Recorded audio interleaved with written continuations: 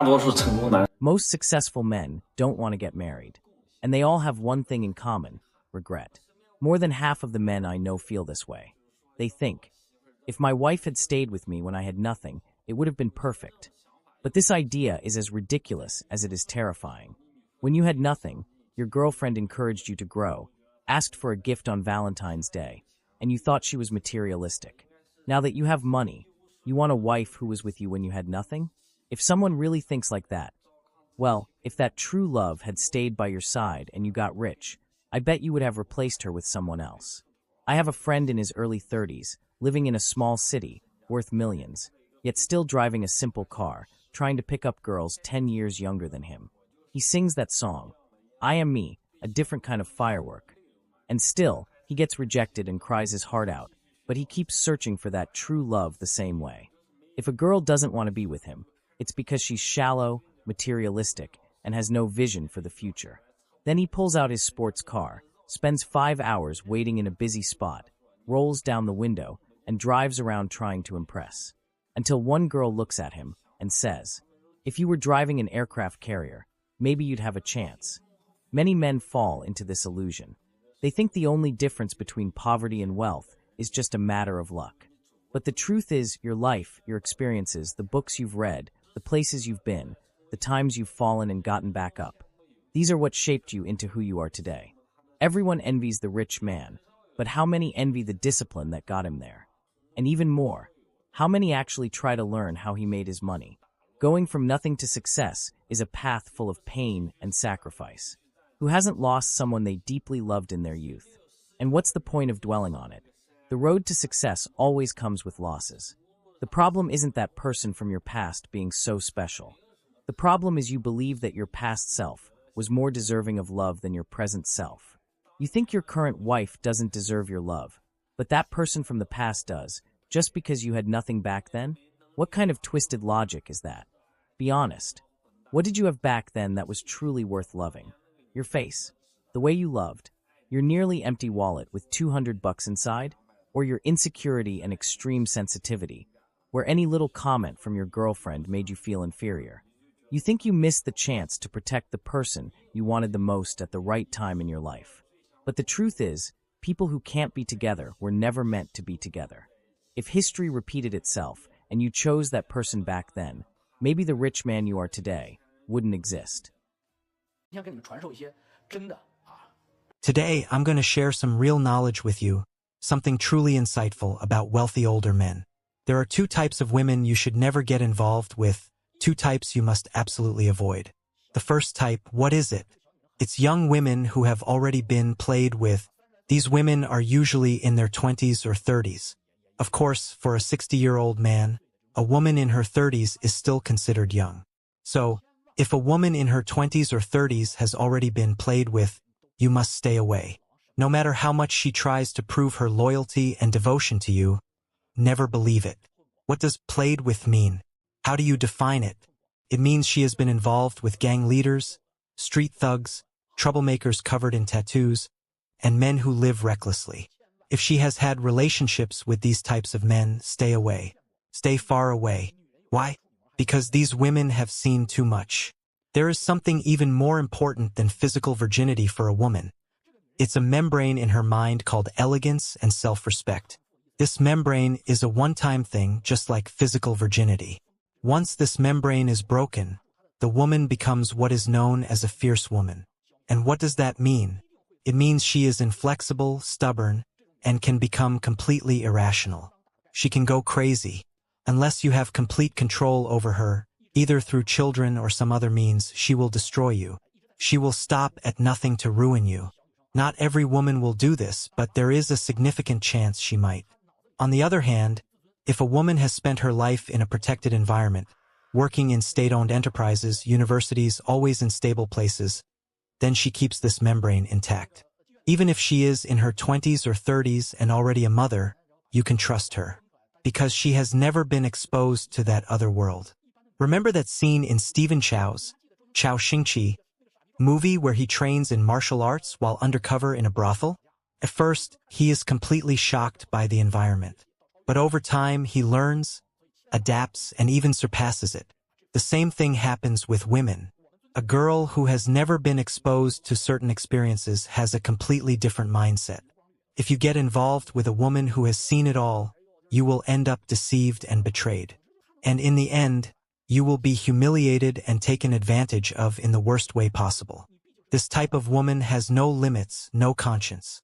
And for a wealthy older man, maintaining dignity and control is essential. Now, the second type of woman you should never get involved with, a woman who is stronger than you.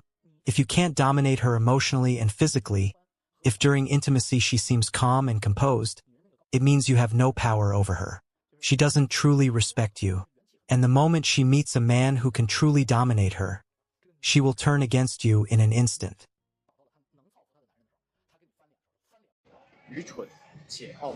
The relationship model of Chinese men is essentially a group of naive and arrogant big spenders in live streams. They think that being with a woman means becoming the top donor in a live stream. So they make money, send expensive gifts, but don't take care of themselves, don't work out, flaunt their huge bellies, and still feel proud and arrogant. But one day, they all end up breaking down emotionally. And why? Because they discover that the streamers they support like handsome guys. They find out that these women send gifts to attractive men.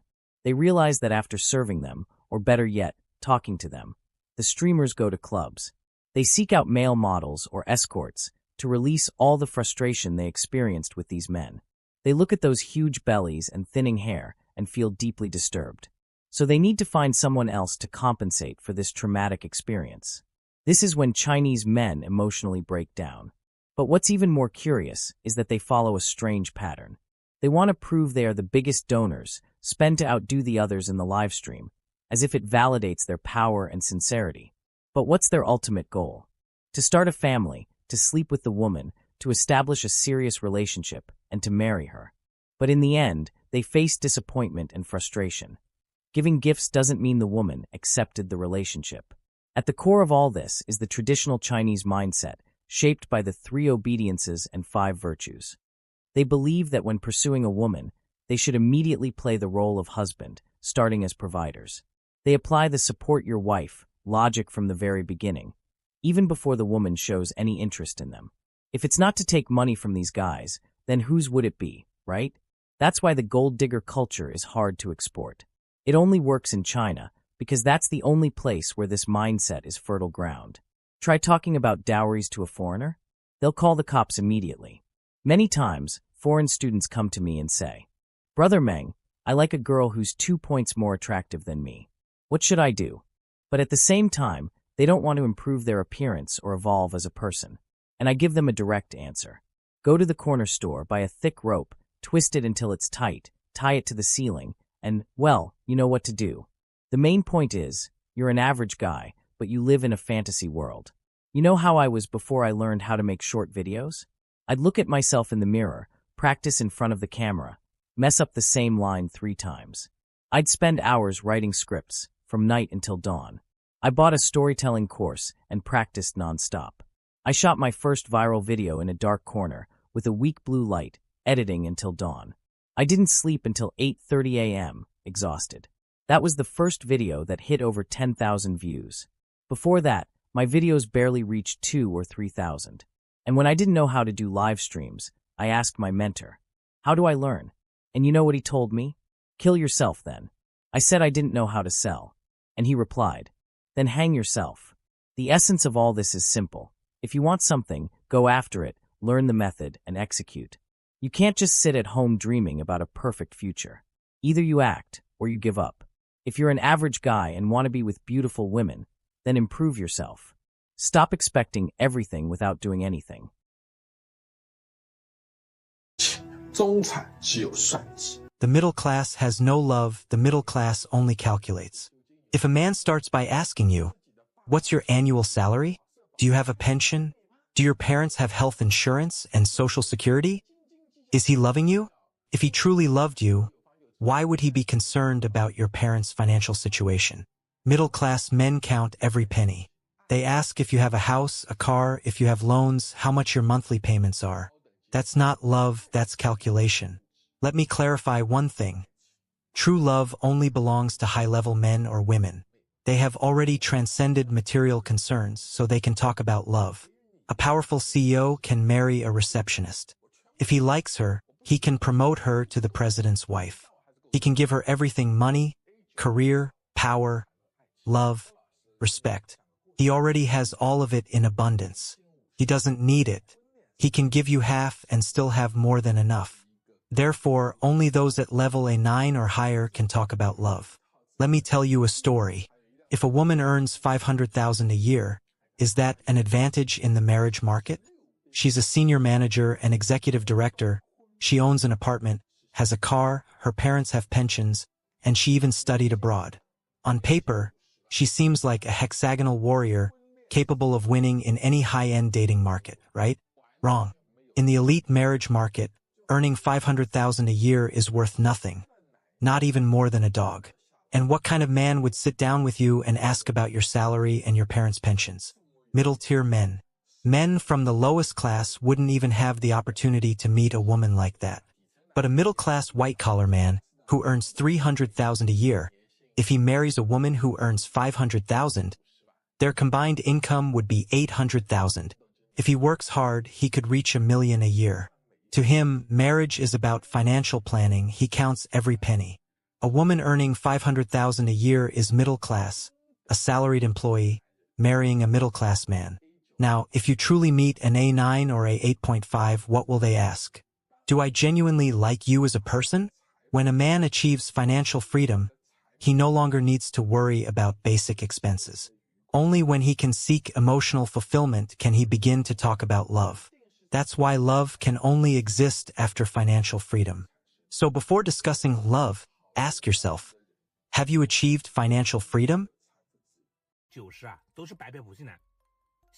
In the arranged marriage market, 90% are people just looking for something for free. Ordinary men. Why are there fewer quality men in this market? Because quality men never go to arranged marriages. One of my followers, a small business owner from an arranged marriage company, thought he had money, but this guy is so tight-fisted that he came to talk to me. To be blunt, 90% of the men in the arranged marriage market are just trying to get something for free. Truly quality men are so busy dating that they don't need to waste time in the arranged marriage market.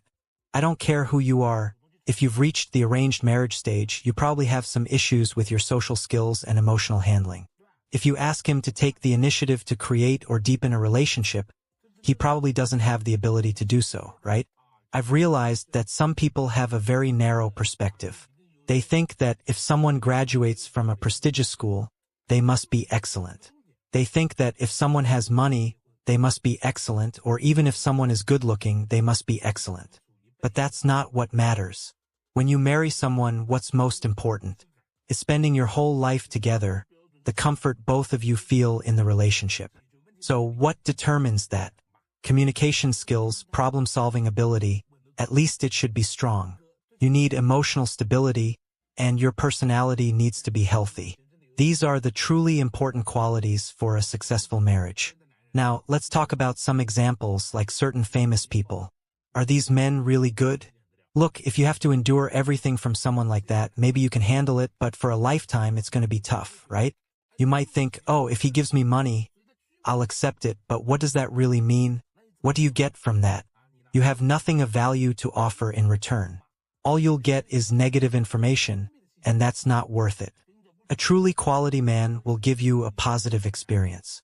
It's almost impossible to find these men in the arranged marriage market. Look around you, how many truly quality men do you know? The men who go to arranged marriages are only doing so because they have too many options around them, and they're just playing, not wanting anything serious. Arranged marriages are just an opportunity for people who lack good social interaction skills or the ability to relate to the opposite sex, a chance to make mistakes. So, if you want to understand real men, pay attention to these situations. I don't know if you've experienced this, but if you're not from a wealthy family, you've probably had that thought before that you'll only be able to find a partner who meets your standards once you've achieved a certain level of financial stability, right? I used to think that way too. During my journey as an entrepreneur in Asia, I had to interact with many heirs of wealthy families for work-related reasons. Every time we organized gatherings for dinner, drinks, or trips, most of them were accompanied by stunning women, at least an 8 out of 10 in looks. However, these women were rarely from equally wealthy families. Their backgrounds were ordinary, and their academic achievements were also quite average. Whenever I jokingly asked my wealthy friends when they planned to marry these women, they would always respond with a knowing, ironic smile. Later, I attended around 10 weddings of these wealthy heirs and noticed a pattern. The brides were never the women they used to bring to these casual gatherings. Instead of being extremely beautiful, the wives they chose were usually from wealthy families themselves or had strong political connections. Most heirs understand very well that having fun doesn't cost much. However, choosing a wife without a strong family background or valuable connections could damage their status within their family and negatively impact their future business prospects. The patriarchs of wealthy families are also extremely strict when selecting daughters-in-law. They would never accept someone just because she's beautiful. After all, they've probably seen more beautiful women than their own sons have. So, for women who rely solely on their looks, without education or intelligence, the idea of climbing the social ladder by marrying a rich heir is nearly impossible. To these men, seductive gestures, or attempts to impress them only reinforce that these women are nothing more than pretty toys.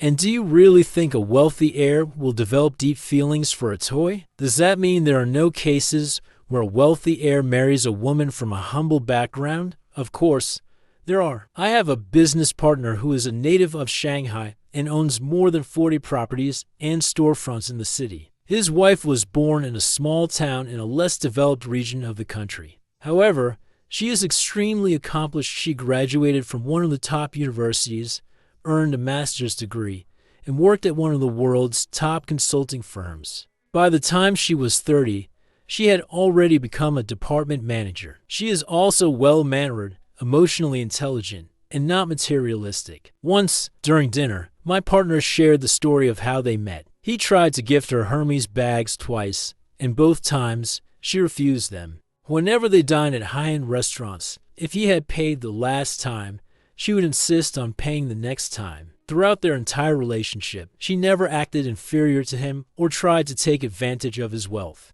On the contrary, she constantly demonstrated her independence, intelligence, and strong values. They dated for less than 2 years before my partner couldn't wait to marry her.